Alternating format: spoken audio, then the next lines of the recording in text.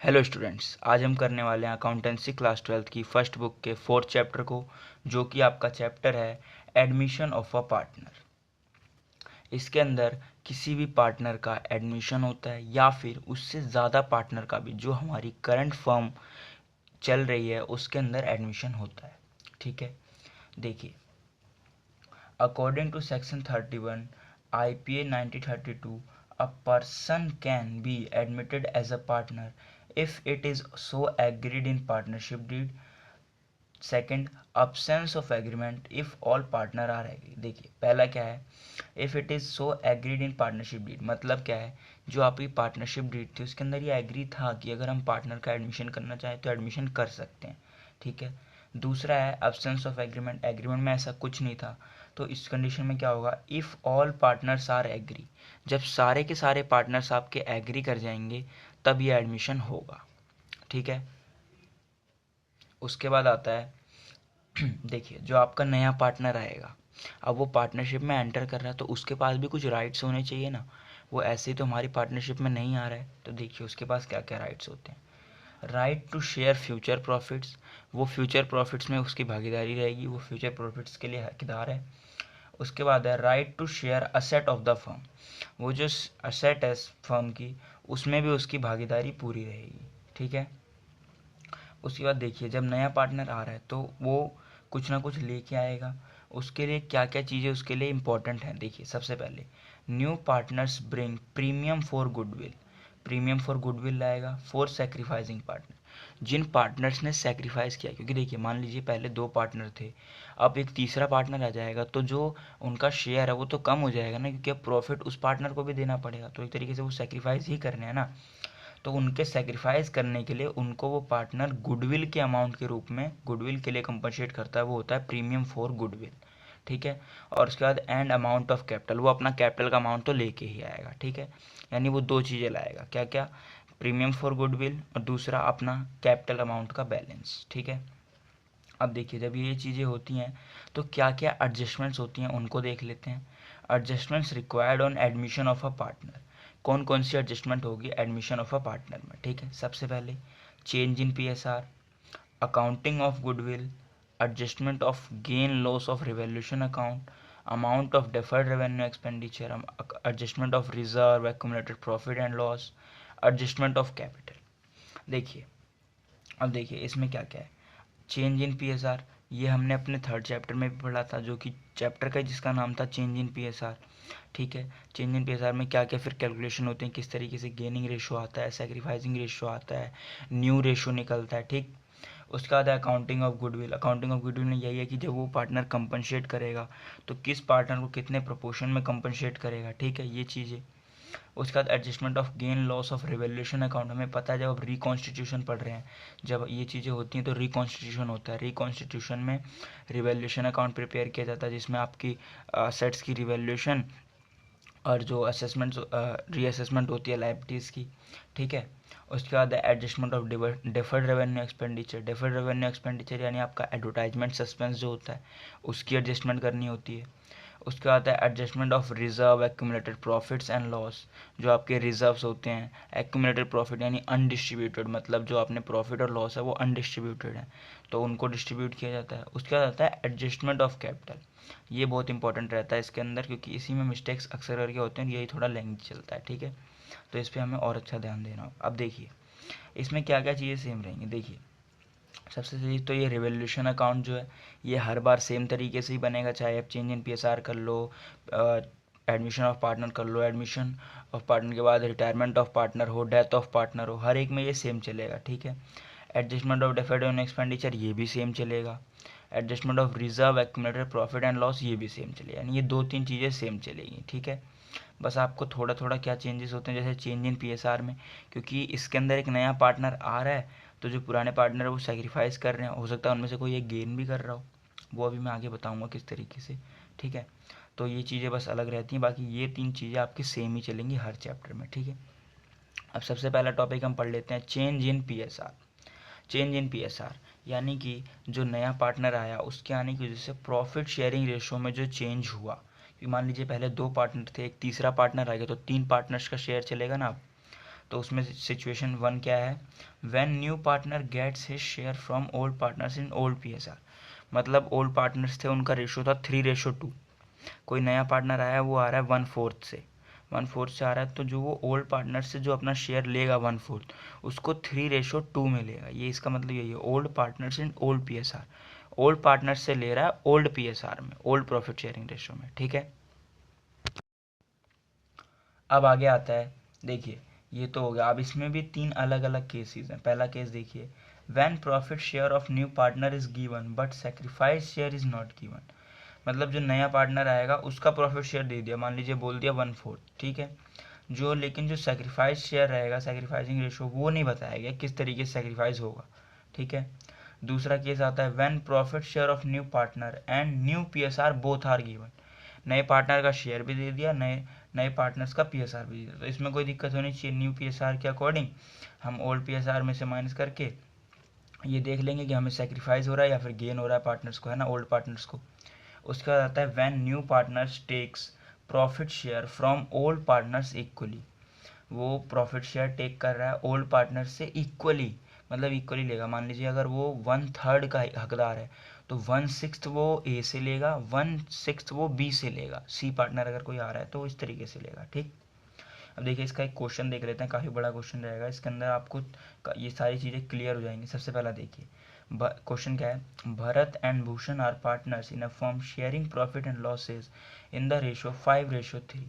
Bharat and Bhushan partner हैं जिन्होंने 5:3 में ही अपने शेयरिंग रेशो है इनका। दे admit Bhagat for 1/5 share in profit. उन्होंने भगत को 1/5 शेयर के लिए एडमिट कर लिया। उसके बाद है, calculate the new PSR of the partners when. देखिए इसमें आपको 3 अलग अलग केसेस दिए गए हैं, इनके अकॉर्डिंग हमें कैलकुलेशन करनी है। सबसे पहले देखिए, Bhagat gets his share equally from the old partner. मतलब जो है इक्वली ले रहा है दोनों पार्टनर से, ठीक है। भगत का शेयर कितना है, 1/5, यानी वो 110 लेगा भरत से, 110 लेगा भूषण से, ठीक है। देखिए कैलकुलेशन किस तरीके से होगी, भगत गेट्स फ्रॉम भरत, भरत से कितना लेगा, 1/2 इंटू मल्टीप्लाई बाय 1/5, 1/10, ठीक है। इसी तरीके से भूषण से भी इतना ही लेगा, ठीक है। अब न्यू PSR निकालने के लिए हम इनमें से इसको माइनस कर देंगे, ठीक है। इसमें ध्यान देने वाली बात ये है कि जब ये बोलता है equally from the old partners, तो इक्वली का मतलब जो उसका आपका जो उस नए पार्टनर का शेयर रहेगा उसको आप 1/2 से मल्टीप्लाई कर देंगे, आपको पता लग जाएगा वो कितना एक पार्टनर से लेगा। देन उसको उसमें उन ओल्ड पार्टनर्स में से माइनस कर देंगे, फिर उसके बाद आप मल्टीप्लाई कर लेंगे ताकि जो है इनका बेस सेम रहे, ऊपर के अकॉर्डिंग आप रेशो देख सकें। तो अल्टीमेटली इसका रेशो क्या आएगा, 42:22:16, 21:11:8, ठीक है। इस तरीके से ये होता है। अब आगे देखते हैं, देखिए अब आगे क्या है, Bhagat gets his share from Bharat and Bhushan in ratio of 3:5। Bhagat जो है अपना शेयर जो लेगा वो 3:5 में इनसे लेगा। अब इसमें 3:5 का मतलब है जो उसका शेयर है 1/5, उसको 3:5 में पहले हम देखेंगे किस तरीके से आएगा, 3/8 और 5/8 करके, देन उसको माइनस करेंगे। देखिए किस तरीके से होगा, Bhagat get share from Bharat and Bhushan, Bharat से कितना लेगा, 3/8, मैंने बोला ना क्योंकि 3:5 है तो 3/8 मल्टीप्लाई 1/5 जो कि भगत का शेयर है, तो 3/40 वो इससे लेगा। उसके बाद आता है भूषण, ठीक है। भूषण से किस तरीके से लेगा, 5/8 मल्टीप्लाई बाय 1/5, 5/40 इससे लेगा, ठीक है। अब देखिए न्यू PSR क्या बनेगा, भरत भूषण और भगत का, भरत का कितना 5/8 उसका ओल्ड रेशो था, 3/40 इसने भगत के लिए दे दिया, तो माइनस कर देंगे तो 22/40 आ गया, ठीक। उसके बाद भूषण का किस तरीके से निकलेगा, 3/8 भूषण का पहले था और माइनस कर देंगे हम 5/40 जो इसने भगत को दिया है, ठीक है, तो 10/40 आ गया, ठीक। और भगत का तो हम बस मल्टीप्लाई करके देख लेंगे ताकि बेस सेम हो जाए, तो रेशो हमें पता लग जाएगा। रेशो हमारा क्या आएगा, 11:5:4, ठीक है। उसका आता है Bhagat gets his share from Bharat alone. मतलब जब भगत जो लेगा वो भरत से अकेले पूरा शेयर लेगा, तो सीधी सी बात है जब भगत भरत से पूरा लेगा तो भूषण का तो इसमें कोई दिक्कत ही नहीं है, भूषण का जो शेयर है वही चलेगा, ठीक है। तो देखिए भरत न्यू शेयर क्या आएगा, भरत का न्यू शेयर क्या आएगा, 5/8 माइनस में 1/5, 1/5 जो उसने भगत के लिए दिया है ना, जो उसने 1/5 भगत के लिए दिया उसको माइनस करके आएगा कितना, 17/40, ठीक। उसका आएगा भूषण प्रॉफिट शेयर। देखिए इसमें बात क्या हुई थी, भगत ने लिया भरत से, भूषण का कोई हाथ नहीं, भूषण का 3/8 ऐसे ही रहेगा। अब नीचे का बेस सेम करना है तो मल्टीप्लाई बाय 5 कर दो तो 15/40 आ गया। ठीक, उसका आता है भगत का प्रॉफिट शेयर, भगत का प्रॉफिट शेयर 1/5 है, इसमें मल्टीप्लाई बाय 8 बोथ साइड कर दिया तो ये 8/14 आ गया, 8/40 आ गया। तो रेशो अल्टीमेटली इसका क्या बना, 17:15:8। ठीक है, तो ये इस तरीके से क्वेश्चन होता है। इसमें आपको कंडीशन के अकॉर्डिंग पूरा देख के और समझ के करना होता है। ठीक है, इसमें आपको मिस्टेक बिल्कुल नहीं करनी होती, सबको पता है। इसके जो क्वेश्चन आते हैं वो ज़्यादा से ज़्यादा 1 मार्क के आते हैं। ज़्यादा से ज़्यादा 1 मार्क का आपको जो MCQs आता है उसमें आता है, या फिर इनका यूज़ आप करते हैं जब आप बड़े क्वेश्चन कर रहे होते हैं उसके वर्किंग नोट्स बनाने में। ठीक है, इसमें आपको बिल्कुल भी गलती नहीं करनी है। ठीक है, अब आगे आता है गेनिंग सेक्रीफाइसिंग रेशो। अब देखिए, एक नया पार्टनर आया है तो ओल्ड पार्टनर्स सेक्रीफाइस करेंगे, बट मैंने यहाँ गेनिंग क्यों लिखा है? गेनिंग इसलिए लिखा है, हो सकता है जो हमारी कंडीशन दी गई हो उसके अकॉर्डिंग ओल्ड पार्टनर्स में से भी कोई सा पार्टनर गेन कर जाए। देखिए, जैसे कि एक क्वेश्चन है, मैं क्वेश्चन दिखाता हूँ आपको। A, B and C are partners in a firm sharing profits and losses in the ratio of 6:3:1। ठीक है, ABC 3 पार्टनर्स हैं, उनका प्रॉफिट शेयरिंग रेशो है 6:3:1। दे admit D into partnership with effect from 1 अप्रैल 2023। 1 अप्रैल 2023 से उन्होंने D को पार्टनरशिप में वो कराया, एडमिट कराया। Then new PSR among AB, C and D will be 3:3:3:1। ये इनका न्यू PSR दिया है। देखिए क्या क्या है, ओल्ड PSR दिया गया हमें ABC का, D को ऐड किया गया पार्टनरशिप में, और उसके बाद न्यू PSR दे दिया गया है। ठीक, हमें बोला गया डिटरमाइन सेक्रीफाइसिंग रेशो। अब सेक्रीफाइसिंग रेशो बोला गया तो हमें पता है हम एक ही फॉर्मूला यूज़ करते हैं अपना गेन और सेक्रीफाइस निकालने के लिए, old ratio minus new ratio. अब देखिए, ओल्ड रेशो ABC का क्या है, 6/10, 6:3:1 था ना, B का 3/10, C का 1/10। न्यू रेशो का है 3/10, 3/10, 3/10। अब इसको हम माइनस कर लेंगे, पहले को हमने माइनस करा तो ये 3/10 आया, पॉजिटिव आया, पॉजिटिव आया इसलिए ये सेक्रीफाइस कर रहा है पार्टनर। उसके बाद बी का तो देखिए, बी का तो बिल्कुल नील हो गया, इसका मतलब ये है कि जितना उसको पहले मिल रहा था अभी उसको उतना ही मिलेगा, इसको ना नुकसान हुआ ना फ़ायदा हुआ है। ठीक, उसके बाद सी पार्टनर 1/10 माइनस 3/10, इसको -2/10 का गेन हो गया। ठीक है, और जो डी पार्टनर आया, अब देखिए डी का पहले तो कुछ था ही नहीं ना, जीरो था, तो 0 माइनस 1/10 तो -1/10, तो इसको भी गेन हुआ। देखिए, डी तो एंटर हुआ था, इसका तो गेन करना जायज़ था, लेकिन जो सी पार्टनर है वो तो पहले से था ना ओल्ड पार्टनरशिप में, बट उसने भी गेन किया। देखिए, कंडीशन ऐसी थी कि जो सी पार्टनर है उसको गेन हुआ, और जो बी पार्टनर है उसको बिल्कुल भी कुछ नहीं हुआ, ना सेक्रीफाइस हुआ ना गेन हुआ। ठीक है, तो इस तरीके से आपका हो सकता है, आपको हर एक क्वेश्चन में ध्यान देना है। ठीक है, उसके बाद आता है valuation and accounting of goodwill.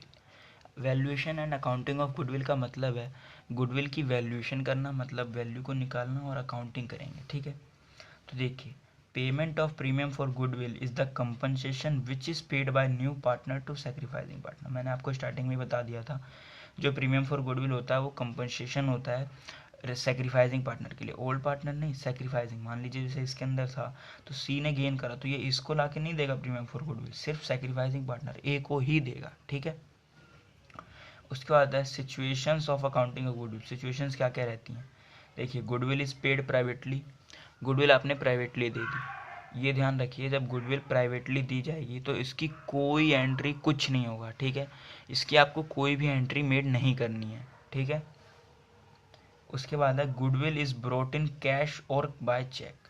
Goodwill जो आपकी आई है वो कैश या फिर चेक के रूप में आई है फर्म में। ठीक है, तो इसकी एंट्री होती है कैश और bank account debit to premium for goodwill. ठीक है, उसके आगे अब हम देखते हैं, तो अब आगे ये है when goodwill is brought in kind. Kind से मतलब है जो गुडविल वो ला रहा है किसी असेट्स के रूप में, किसी वस्तु के रूप में लेके आ रहा है।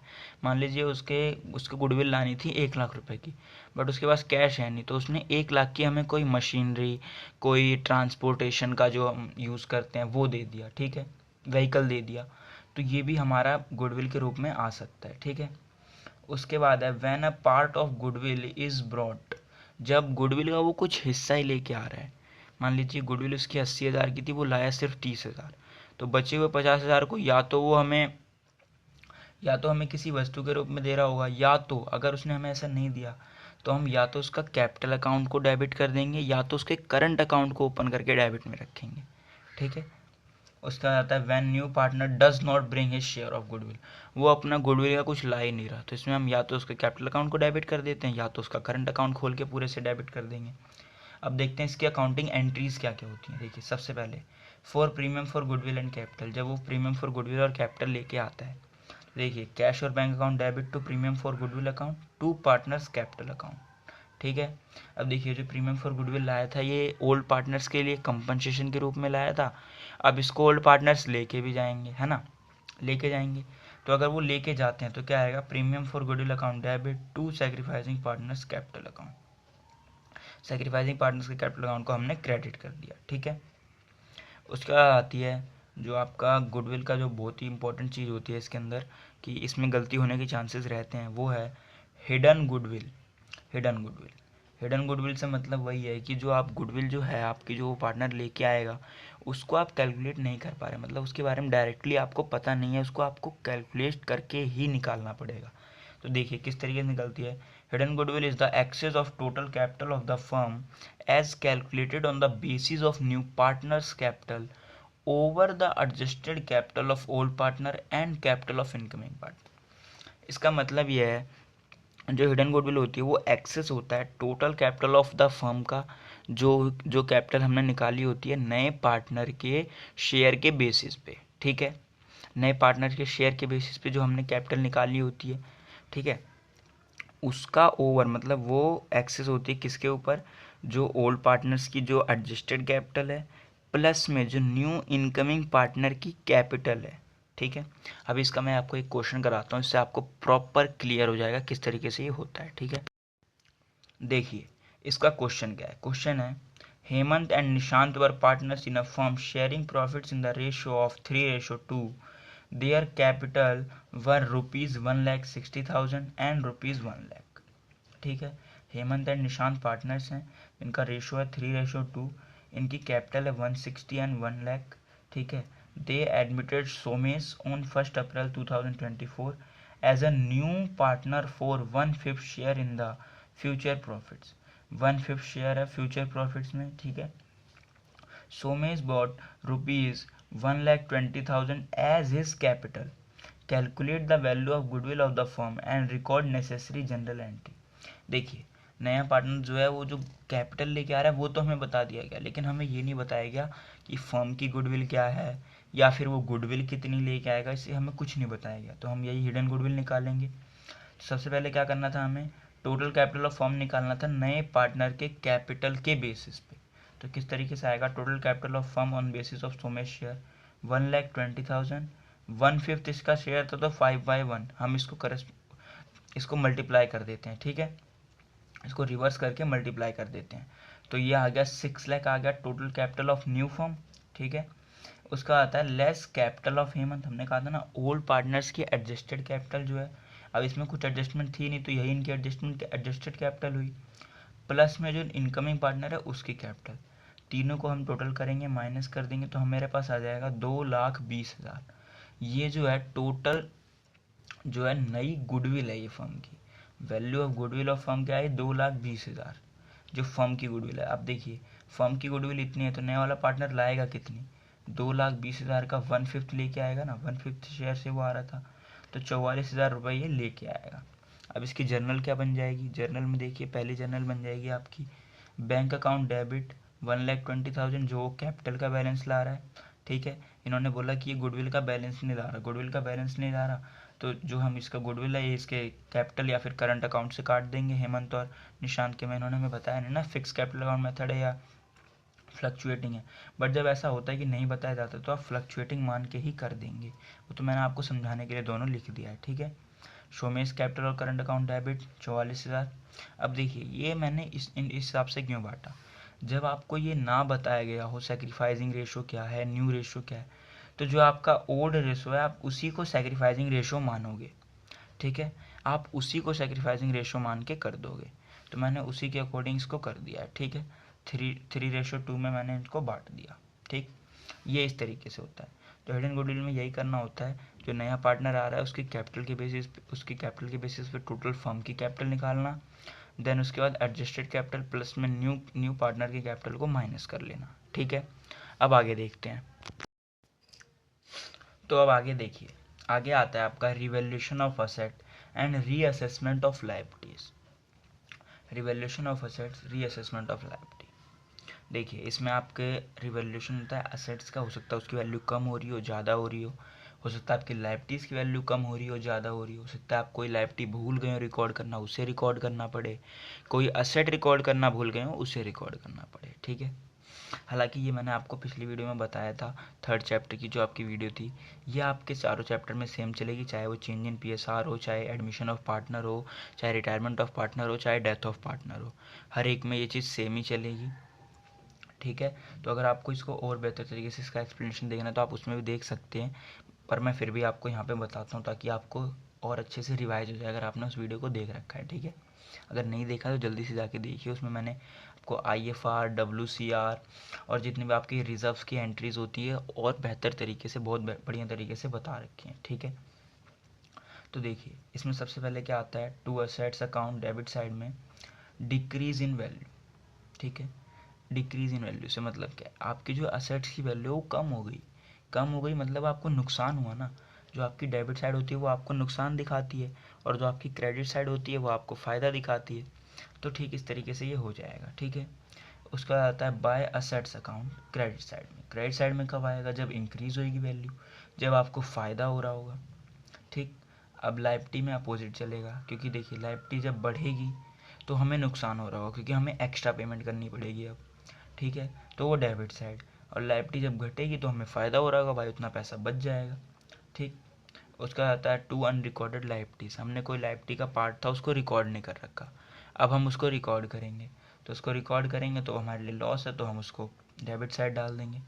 ठीक है, ऐसे अनरिकॉर्डेड असेट है तो वो हमारे लिए फ़ायदे की चीज़ है, उसको हम क्रेडिट साइड डाल देंगे।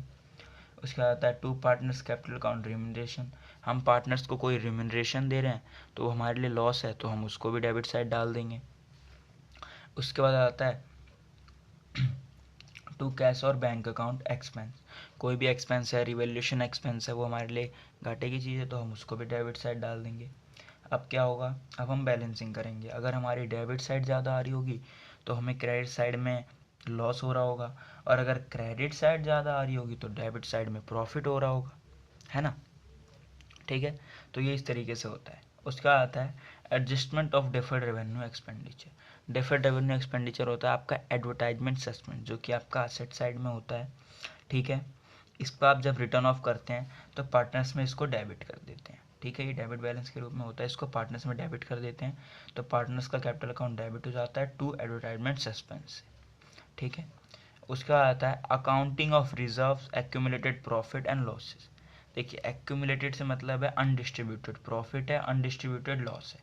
अगर प्रॉफिट होगा तो इसका मतलब क्रेडिट बैलेंस होगा, और लॉस होगा इसका मतलब डेबिट बैलेंस होगा। तो इसकी एंट्री किस तरीके से, देखिए रिजर्व की एंट्री और क्रेडिट बैलेंस दोनों पार्टनर्स के लिए फ़ायदे की चीज़ होती है।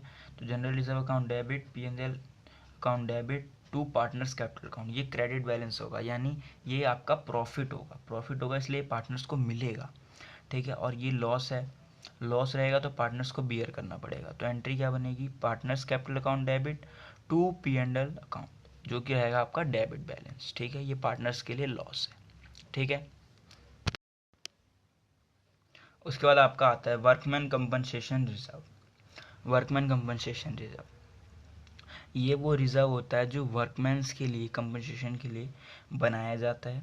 ठीक है, अगर इसके अगेंस्ट में कोई क्लेम होता है मान लीजिए, तो उस क्लेम को इसी रिज़र्व के थ्रू पूरा किया जाता है। ठीक है, उसके बाद आता है investment fluctuation reserve. Investment fluctuation reserve, देखिए फ्लक्चुएशन मतलब है जो आपकी इन्वेस्टमेंट की वैल्यू है वो फ्लक्चुएट कर रही है। देखिए इन्वेस्टमेंट की दो वैल्यूज़ होती है, एक तो आपने जो बुक वैल्यू बना रखी है, एक जो उसकी मार्केट वैल्यू चल रही है।